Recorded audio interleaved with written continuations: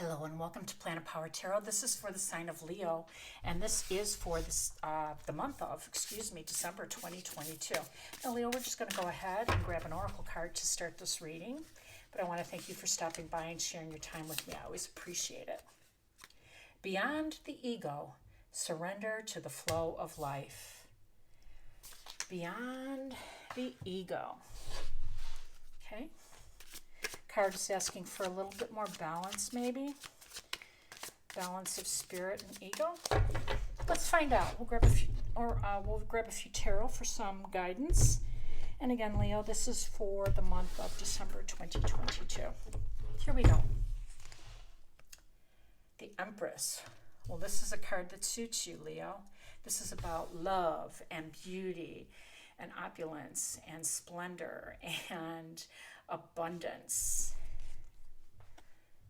Queen of Wands. Wow. Two powerhouses right next to each other.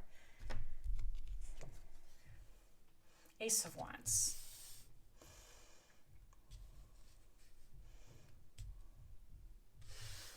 Second week of December, we have the Four of Swords, the Knight of Cups, and the Seven of Wands.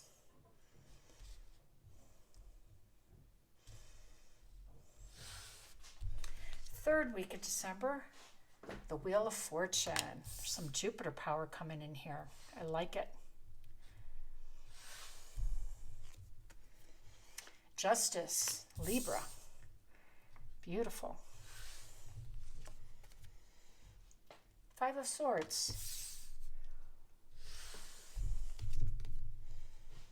The Chariot.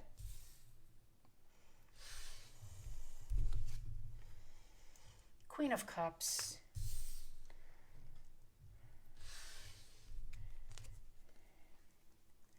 King of Cups.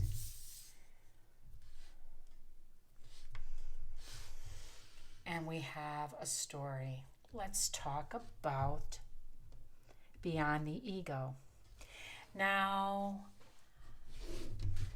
obviously, we need our ego and we need our spirit to coexist. But we want to be in balance with both of those, right? Because we have to have reverence for both. The ego needs our spirit, and our spirit needs our ego. It's how we go through life. We are here for the evolution of our spirit through our life experiences. And so we coexist. But for some, Leo, the message is clear. It is asking to surrender a little bit of that ego.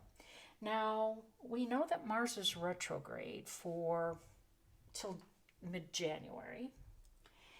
And we know that the full moon, December 8th, is shining a light on your 11th house, which of course is where Mars is retrograde. Now, your 11th house is community. It's about your groups. It's about your associations. And for some of you, I think that's where this message is pointing to. Surrender to the flow of life beyond the ego. Some of you are being asked to maybe take a look at some of these associations or groups that you are belonging to and to maybe surrender that area, surrender your position. So for instance, if you are a president of a book club, I'm just using that as an example, and you're meeting with this group and as the president, it's up to you to kind of organize everything and to kind of, make sure that there's a good rotation of books and that everybody's choices are being held, and you need to delegate and all that good stuff. And maybe it's time to take a back seat. That's just an example. Also, we all have plans. to move forward in life, right? We all have our dreams, we all have our aspirations, we all have our goals. And some of us, have made some progress in some areas and maybe not some progress in others. Or maybe we've been concentrating on the wrong goals, the wrong aspirations, the wrong dreams. And our second week down here with the Four of Swords says maybe it's time to get back in alignment, to realign. And I think that's really the message of this Beyond the Ego. Time to surrender to the flow of life. We need to realign, to get in balance, and to go with the flow. And we'll talk about it in a minute, but that's what the Queen of Cups is known for. So I just kind of wanted to feel my way around this specific topic, this oracle card that's really giving us the theme for this month of December. So, okay, now that we kind of have or at least I have a grasp on where this message is leading us, let's talk about that. Now, as the Empress indicates, this is a beautiful life full of love and beauty and opulence and abundance. And that's what this world is for. You're worthy of this. You're absolutely worthy of it. Nobody's asking you to give that up. Nobody's asking you to give up aspirations. No. Those aren't the goals that we were talking about. And by the way, the Queen of Wands sitting right next to the Empress energy. This is the Queen who manifested that probably, because she's the Queen of manifestation.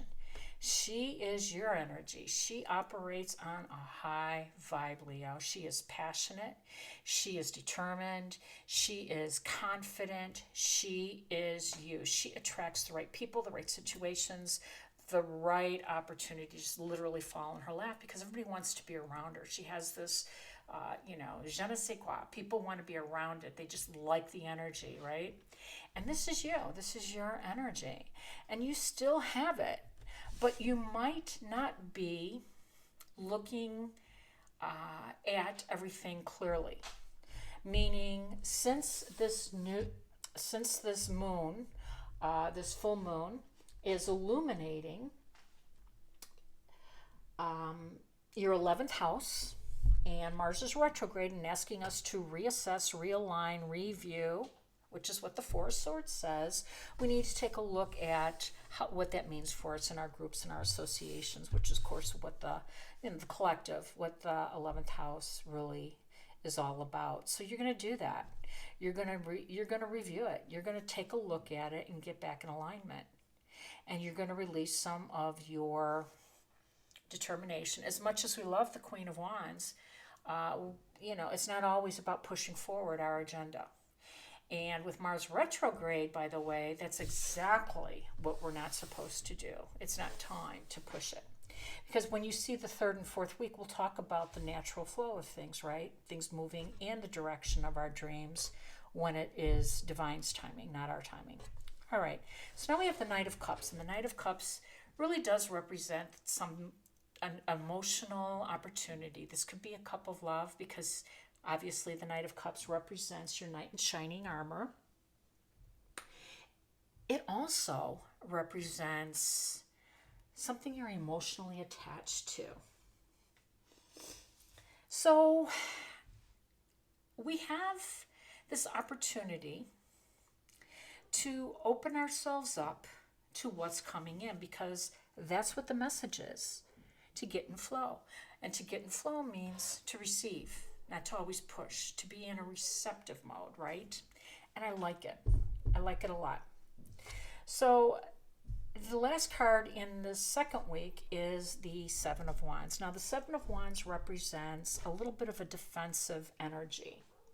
This is you putting up new boundaries. This is you kind of in protection mode of something.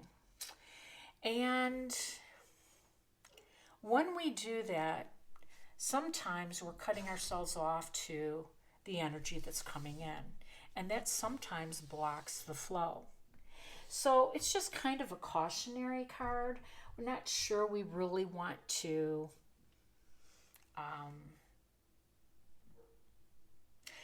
put a lot of energy in that type of situation. Now, before I move on to the second part of December, I do want to bring out that the Empress, so this is Libra's card, it's also Venus. This is the planet Venus.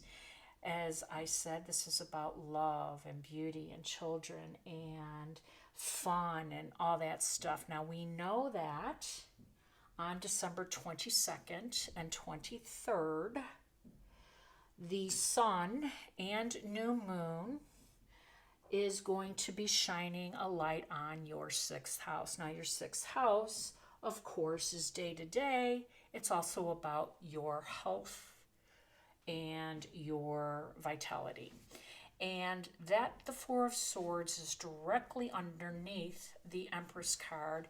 It is, again, a card that asks you to rest, recuperate, realign, reassess, and this is a good period to pay a little bit more attention to that. Less emphasis on pushing our agenda and more emphasis on taking care of our health and our well-being. Okay, so let's move to the second half of December over here. We have the Wheel of Fortune in the third week of December. Love this card. So this is Jupiter's card. And Jupiter is entering your house, the ninth house, actually. And I love that because that ninth house of travel and spiritual growth and higher learning.